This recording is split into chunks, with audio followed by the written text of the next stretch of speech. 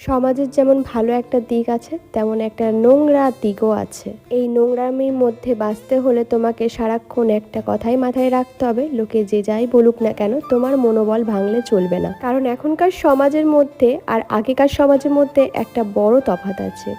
আগেকার মানুষ একটু হলেও প্রশংসা করতো, কিন্তু এখনকার দিনে যতই ভালো কাজ করো না কেন প্রশংসা তো তুমি পাবেই না, উল্টে অপবাদ প্রচুর পাবে। ভালো জিনিসটাকে ভালো বলতে এখনকার দিনেও কিছু কিছু মানুষের বড্ড বেশি গায়ে লাগে, বলতে পারো জ্বালাও লাগে। এরা নিজেরা নিজেদের জীবনে ঠিক কতটা ভালো আছে সেটা না দেখে কিন্তু পরের জীবন নিয়ে নাড়াঘাটা করতে এরা বড্ড বেশি ভালোবাসে। আমাদের এই সমাজের মধ্যে সুস্থ সমাজটা কোথায় সত্যি জানি না, যত দিন যাবে হয়তো আরও অসুস্থ হয়ে যাবে এই সমাজটা। যাই হোক, আমি অনেক কথা বলে ফেললাম, জানি অনেকের ভালো লাগবে না, তবু যাদের ভালো লাগবে না তাদেরকে বলবো একটা কথাই, যে আমার সত্যি কিছু করার নেই, তবুও কিছু কথা আমার বলতে ইচ্ছা করলো তাই বললাম। আজকে বিকাল থেকে রান্নাঘর